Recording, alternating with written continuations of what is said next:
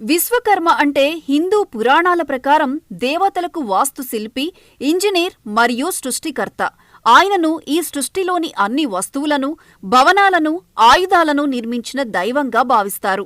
విశ్వకర్మ దేవతలకు నివాసాలను, రాజభవనాలను నిర్మించారు. శ్రీకృష్ణుడు పాలించిన ద్వారకానగరం, ఇంద్రుడు నివసించిన స్వర్గలోకం, పాండవుల కోసం మయసభను కూడా ఆయనే నిర్మించారని పురాణాలు చెబుతాయి. విశ్వకర్మకు 5 ముఖాలు ఉంటాయని నమ్మకం. అవి మను, మయ, త్వష్ణ, శిల్పి మరియు విశ్వజ్ఞ.